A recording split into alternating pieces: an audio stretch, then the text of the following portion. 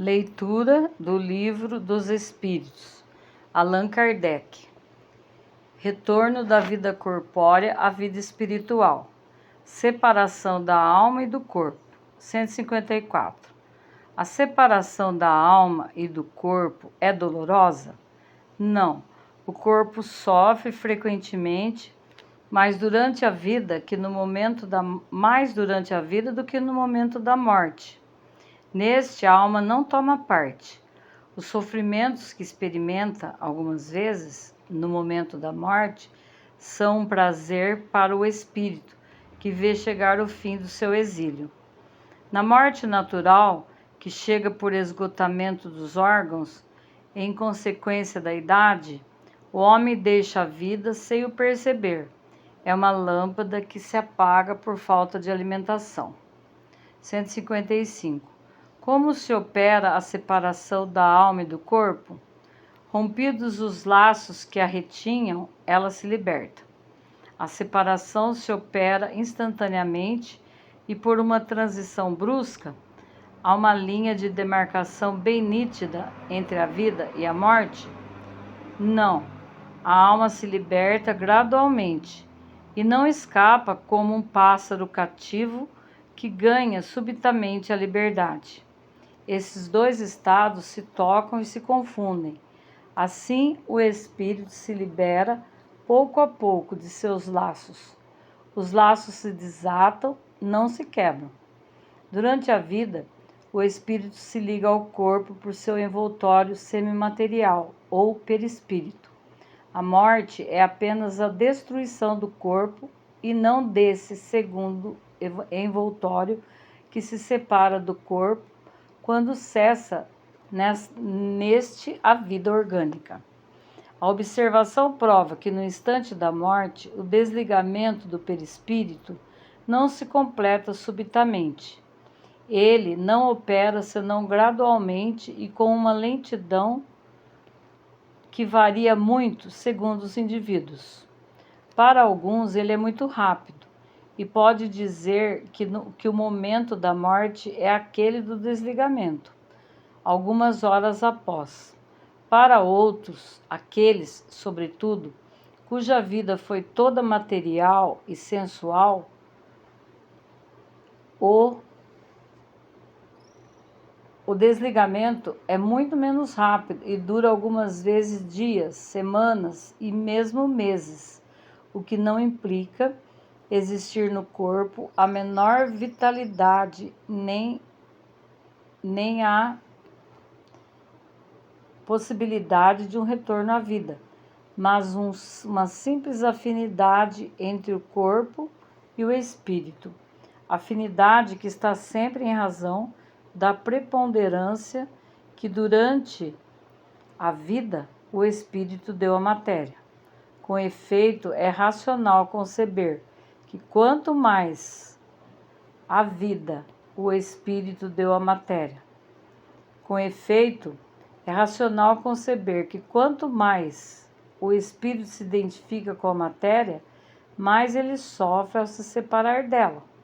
Ao passo que a atividade intelectual e moral, a elevação dos pensamentos, operam um começo de libertação, mesmo durante a vida do corpo, e quando chega a morte, ela é quase instantânea. Tal é o resultado dos estudos feitos sobre todos os indivíduos observados no momento da morte. Essas observações provam ainda que a afinidade persistente entre a alma e o corpo em certos indivíduos é algumas vezes muito penosa, porque o espírito pode experimentar o horror da decomposição. Este caso é excepcional e particular, e há certos gêneros de vida e há certos gêneros de morte. Ele se apresenta entre alguns suicidas. 156. A separação definitiva da alma e do corpo pode ocorrer antes da cessação completa da vida orgânica? Algumas vezes, na agonia, a alma já deixou o corpo e não há mais que a vida orgânica. O homem não tem mais consciência de si mesmo, e entretanto lhe resta ainda um sopro de vida. O corpo é uma máquina que o coração movimenta. Existe enquanto o coração faz circular o sangue nas veias, e para isso não necessita da alma. 157. No momento da morte, a alma tem algumas vezes uma inspiração ou êxtase que lhe faça entrever o mundo em que vai entrar? Frequentemente, a alma sente se desatarem os laços que a ligam ao corpo. Ela faz então todos os seus esforços para os romper inteiramente.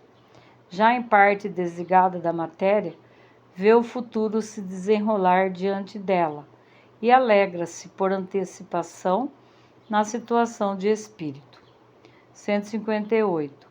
O exemplo da lagarta que primeiro rasteja sobre a terra, depois se encerra em sua crisálida sob uma morte aparente, para renascer numa existência brilhante, pode nos dar uma ideia da vida terrestre, depois do túmulo, e finalmente de nossa nova existência. Uma ideia restrita, a imagem é boa, mas é necessário não tomá-la ao pé da letra, como sempre o fazem. 159. Que sensação experimenta a alma no momento em que se reconhece no mundo dos espíritos? Depende. Se fizeste o mal com o desejo de fazê-lo, no primeiro momento envergonhar-te-eis de tê-lo feito. Para o justo é bem diferente. Ele se sente como aliviado de um grande peso, pois não teme nenhum olhar perquiridor. 160. O espírito reencontra imediatamente aqueles que ele conheceu sobre a terra e que morreram antes dele? Sim, segundo a afeição que lhes tinha e a que tinham por ele. Frequentemente, eles o veem receber em sua volta ao mundo dos espíritos e ajudam a libertá-lo das faixas da matéria. Reencontra também a muitos que haviam perdido de vista em sua permanência sobre a terra. Vê aqueles que estão na erraticidade, aqueles que estão encarnados e os vai visitar. 161. Na morte violenta e acidental, quando os órgãos não estão ainda enfraquecidos pela idade ou pelas doenças, a separação da alma e a cessação da vida ocorrem simultaneamente?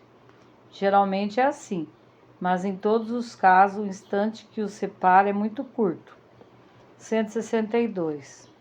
Após a decapitação, por exemplo, o homem conserva por alguns instantes a consciência dele mesmo? Frequentemente, ele a conserva por alguns minutos, até que a vida orgânica esteja completamente extinta.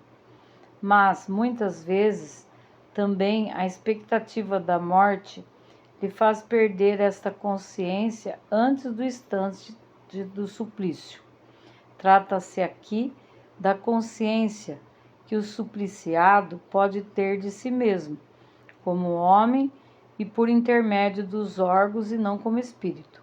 Se não perdeu esta consciência antes do suplício, pode conservá-la por alguns instantes, que são de breve duração, e que cessa necessariamente com a vida orgânica do cérebro, o que não quer dizer que o perispírito esteja inteiramente desligado do corpo.